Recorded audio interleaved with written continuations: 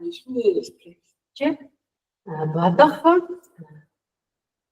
халууныг авчи. За Graspable маань гарын амлахыг танилцуулга байна. За бүгдэнд энэ өдрийн мэндийг хүргэе. За манай багийнхан хамтдаа нэг семестрийн хүрээнд Graspable математик хэрэглэгчийн гарын амлага гэсэн номыг ингээд орчуулад судлаад өөрсдөө туршлага хөрөмтлүүлээд тэгээд тэрийг одоо та бүхэндээ хуваалцах болсондоо их таатай байна. Тийм байна. Тэгээд өнөөдрийнхөө илтгэлийн хүрээнд агуулгаа бид нэр товч танилцуулъя гэж бодсон байгаа. За тэгээд энэ дээрээ юуны талаар ярилцах вэ гэвэл Graspable mat гэж үйл ажиллагаа гэж юу нь хэлээд байгаа юм бэ? Энэ дээр ямар үйлслүүдийг бид нэр хийж болох юм бэ? Бид нэр энд байгаа үйл ажиллагаанд хэрхэн нэвтэрч орох вэ? Хэрхэн тэр үйл ажиллагаануудыг үүсгэх вэ? Хичээлийг үүсгэх вэ? Анги үүсгэх вэ? Ангидаа хэрхэн хүүхдүүдэд урьж оруулах вэ гэдэг талаар танилцуулна. Мөн энд даалгаврынхаа төрлүүдийг ямар төрөлтөөр оруулж болдгийг мөн бидний нөгөө нэг өмнө хэрэгэлдэг байсан GeoGebra-тай яаж нэгтгэгдсэн байгааг нь харуулах байгаа. За эхлээд Graspable mat үйл ажиллагаа гэж юу хэлээд байгаа юм бэ гэдгсэн чинь бид нэр одоо нөгөө нэг сайт руу нэвтрээд оронгод ийм хомц харагдаж байгаа шүү дээ тий.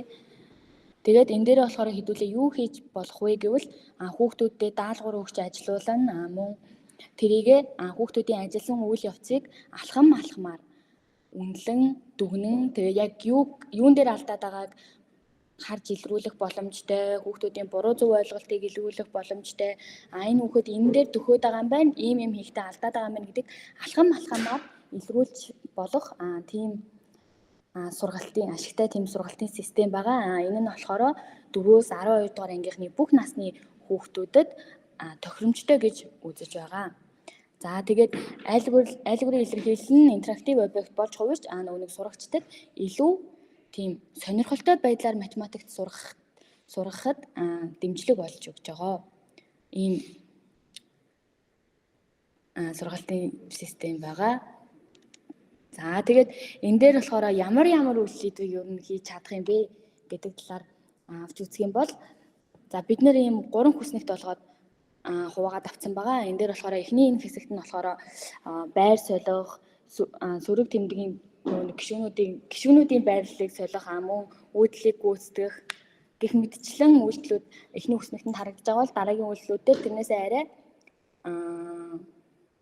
арай дараагийн төвшнийг болох хаалтаа хэрхэн задлах вэ? Тэнцвүүгийн тэмдгийн хоёр тал дээр зэрэг үйлдэл хийхээр бол ямар үйлдэл хийх вэ гэдгийг бүгдийг ингээд монголоор орчуулад энэ дээр ингээд оруулсан байгаа. За жишээлбэл одоо энэ үйлдэлийг гүйцэтгэхдээ энэ дээр одоо нөгөө манай хуваарийг нөгөө хуваах үйлдэл шүү дээ тий. Энэ хуваах үйлдэлийг гүйцэтгэхдээ нэг бол энэ хуваарийн зураасан дээр ингээд энгийн батархааныхаа зураасан дээр ингээд нэг давшихад манай бодлого хураагдаад шууд 2 гэдэг хариу гарч ирж байгаа бол мөн 4-ийн хуваарийн маань дээшээ хүртвэрлүүгөө чирэхэд бас ингээд дахиад 8-ыг 4-тэй хуваагаад 2 гэсэн хариуг ингээд гаргаж ирдэг. Гэхдээ хоёр үйлдэлээр нэг үйлдэлийг хоёр янзаар гүйцэтгэж болж байна гэдгийг энэ дээр нь бас бүгдийг нь оруулаад өгсөн байгаа. Та хэд тэгээд завтай болохоро илүү дэлгэрүүлж хараарай. Тэгээ мөн дараагийнх нь болохоор батархай болон зэрэг дээр ямар үйлдэлүүд хийгддэг. Тэр талаар хүснэгтүүдийг бас орчуулад оруулсан байгаа.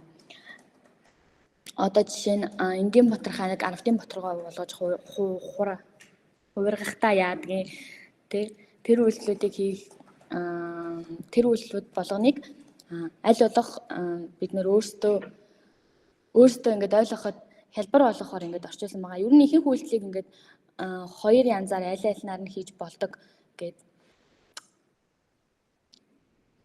орчуулад тайлбарласан байгаа. За тэгээд бид нар болохоор үйл ажиллагаанд эхлээд Graspable mat гэдэг юмдаа яаж нэвтрэх вэ гэдэг талаар түрүүн та хэд маань нэвтэрч орсон шүү дээ тий. Багшийн ирэхээр нэвтэрч орсон байх тийм үү. Мэдээж яг сурагчийн ирэхээр нэвтрэхээр арай өөр цонх харагдтыг. Бид нэр үйл ажиллагаанд нэвтрэхдээ одоо шууд ингээд сайт руу н ороод ингээд хоомц нь харагдах юм бол энд сонголт нь гарч ирж байгаа. Сурагчийн ирэхээр нэвтрэх юм уу эсвэл багшийн ирэхээр нэвтрэх юм уу? За энд дахиад нэг сонголт нэ тий. За бид нэр одоо түлхүү багшийн ирэхээр эсвэл сурагчийн ирэхээр гэдэг сонголтын аль нэгийг сонгоход тулгарна. Тэгээ сурагчид маань бол сурагчийн ихээр нэвтэрч орно. Багш нар бол багшийн ихээр нэвтэрч орно. За ингэж нэвтэрч орсноор биднэрт өөр ийм хэрэглүүрүүд харагдах нь шүү дээ. Тэгээд өөрийнхөө нэвтрхийг хүссэн эрхээ сонгоод ороход одоо багшийн эрхээр нэвтрээд орох юм бол бид нарт ийм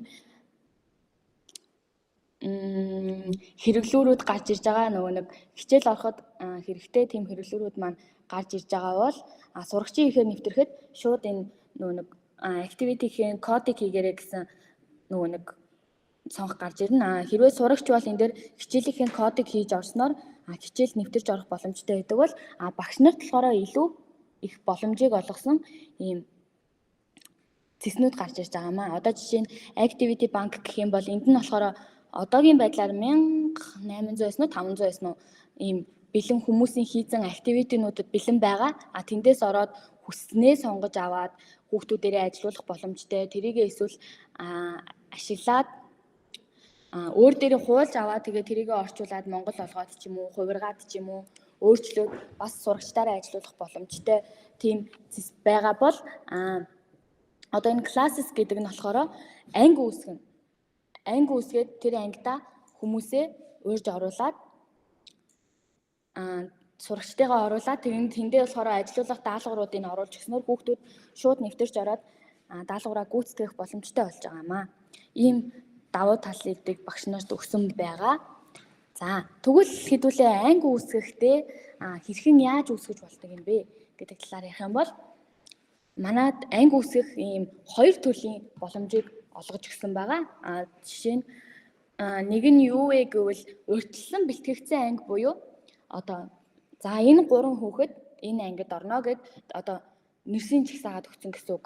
За сурагч тэр гэд одоо жишээ нь халиунаа, оргилмаа, сувдаа, содоо гэх мэтчлэн нэрсийг ингээд энд нь ингээд зоогоод өгчих юм бол одоо энэ сурагч нэмнэ гэж байгаа. Энэ дээр нэг сурагчдынхаа нэрсийг ингээд бичээд өгчих юм бол шууд цаанаасаа систем маань автоматар ингээд рандомор 4 оронтой дугаар хүүхдүүдэд өгөх юм. Тэгээ энэ кодыг болохоор энэ копидэж аваад өөр газар тавиад хүүхдүүдтэй өгсөн ч болно. Эсвэл ингээд дэлгэцээ ширэлж байгаа хүүхдүүд нь харж байгаа кодоо харж агаад нэвтрээд ороод ажилласан ч болно. Тэгээд энэ анги маань ингэж үүсгэх нь ямар давуу талтай вэ гэвэл хүүхдүүд мэдээж хэрэг нэг онлайнаар ингээд хичээл ороход нэг техникийн саатал ч юм уу нэг ямарваа нэгэн баг зэргийн саатал учирдаг тий. Тэрэн дээр нь болохоор ямар давуу тал болж өгдөг вэ гэвэл эргээд хүүхэд ямарваа нэгэн байдлаар шалтгаанаар ингээд гарчаад эргээ буцаад ороод ирэхэд өөрийнхөө нэр болон өөрийнхөө кодороо нэвтрээд орчих юм бол өөрийнх нь хийжсэн үйл ажиллагаа нь яг тэндээсээ үргэлжлээд явдаг байгаа.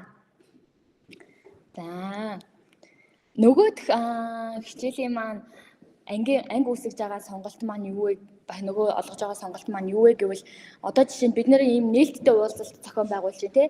Ийм нээлттэй уулзалтанд одоо урьдчилан бэлтгээгүй яг өмнө нь ингээд хүмүүс ингээд тулаад ингээд амар бахан олон ороод ирдэ штэ. Тийм үед илүү тохиромжтой гэж үзэж байгаа. За энэ нь яадаг вэ гэвэл хичээлээ шууд за энэ хичээл кодлогддог талаар дараагийн слайдн дээр ярив. Хичээл нь шууд ингээд кодлогдоо гараад ирдیں۔ Тэгэнгүүт энэ хүүхэд болгонд ингээд хичээлийн кодыг ингээд суралцагч болгондоо ингээд ширлээд өгчих юм бол суралцагчд нэг кодоо хийгээд next дарахаар юу тэднэрт харагдах вэ гэвэл first name last name-ийн эхний үгсийг хийх тийм цонх харагдана. Тэр хүүхэд маань нэрээ бичээд овгоо бичээд нэвтэрж ороод ажиллах боломжтой гэсэн үг. За одоо хичээл үүсгэх. Бид хэд маань хичээл үүсгэхдээ хүмүүс ингээд би түрүү хэлсэн шүү дээ 1000 хэдэн бэлэн хичээлүүд байгаа. Тэрнээс ингээд хэрэгтэйгээ ашиглаж болно. Эсвэл өөртөө нэмэлтээр үүсгэж болно гэсэн тий. За жишээ нь энэ хичээлийг хамгийн ихний хичээлийг нэмэлтээр үүсгэе гэж сурагчдаараа шууд энийг ингээд аваад ажилуулъя гэж бодож ивэл энэ хойтлын нөгөө меню буюу 3 цэгэн дээр нь дарангууд ийм цонх гарч ирнэ. Энэ цонх маань юу харуулж байгаа вэ гэвэл эхлээд энэ зүгээр activity-гийн нөгөө нэг ороод энэ хичээлийг ороод зүгээр яг ямар даалгавар гүйцэтгээд байгаа тэрийг ажиглах гэдэг харах шууд тийм цонх цэс гарч иж байгаа бол дараагийнх нь assigned to student буюу одоо энэ дээр нь дарах юм бол сурагчид руугаа шууд ширлэж өгнө гэсэн үг. Сурагчдаа өгөөд тэгээ сурагчид нь энэнгээрээ нэвтэрч ороод ажиллах боломжтой. Мөн энэ activity-г копидж аваад өөр дээрээ хуулаад өөртөө тэгээ бас илүү тохиромжтой байдлаар хувиргаад заах мөн боломжтой. Хичээл үүсгэхдээ ингэж болно. Эсвэл бид нэр шинээр хичээл үүсгэе гэж бодож байгаа бол энэ шинээр activity үүсгэх энэ зэн дээр нь дараад тэгээд шинэ хичээлүүдээ үүсгэж болно. За түрүүн би нөгөө нэг хичээл үүсгээд тэрийг анги руугаа хэрхэн ширлэх талаар ингээ харуулъя гэж бодсон. Тэгхийн бол энэ одоо нөгөө assigned to student гэдэг энэ сонгох юм бол юу харагдах вэ гэвэл эхний энэ цонх маань харагдах юм. Энэ цонхон дээр маань юу харагдаж байна вэ гэвэл түрүүн миний нөгөө нэг нээлттэй даалгавруудаас сонгосон хичээлээ шүү дээ тий. Тэрний доор нь болохоор public гэ харагдаж байна. Хэрвээ бид нар ингээд public тохиргоотой ингээ assign хийчих юм бол юу болох вэ гэвэл энэ хичээл маань автоматар надад ингээд 5 үсэг тоо холилдсон код өгнө. Би тэр кодыг хүүхдүүдэд тараагаад өгөх юм бол миний тэр код байгаа хүүхэд болгон өөрийнхөө нэрийг бичээд нэвтрээд орох боломжтой болно гэсэн үг. Харин нөгөө талаасаа хүүхэд болгонд нээлттэй биш. Би яг зөвхөн одоо 4-р ангийнхандаа энэ даалгаврыг хийе гэж тэгж бодож байгаа бол энэ доошоогоос харсан суман дээр нь дарж агаад тэгээд 4-р анги гэдгийг өөрийнхөө ингээд оруулах гэж байгаа ангиа сонгож өгнө. Би одоо өөр дээрээ 3 анги үүсгэсэн байгаа болохоор нэг бол A class 4-р анги халиуна гэсэн 3 анги үүсгэсэн байна шүү дээ тий. Энэ 3 ангиасаа энэ нөгөө нэг явуулахыг хүснэгээ чеклээд тэгээд assign дарна гэсэн үг. Тэгэх юм бол нөгөө ангид байгаа хүүхдүүд рүү энэ даалгавар маань ширлэгдээд очино. Би тэгээд энэ хичээлийн кодыг хүүхдүүдэд өгөх юм бол хүүхдүүд нь нөгөө кодоо игээд ороод ирэх юм бол түрүүний манай нөгөө нэг яриадсанчлан хүүхдүүд ингээ хичээлийн кодыг хийгээд орно шүү дээ. Тэгэхээр манай хичээлийн кодыг хийгээд ороод нэг бол ингээд өөрсдийнхөө нэрээр нэвтэрч болж байсан шүү дээ тий. Харин би нөгөө нэг анги руу зөвхөн ширлэлсэн тохиолдолд юу ажиглагдах вэ гэвэл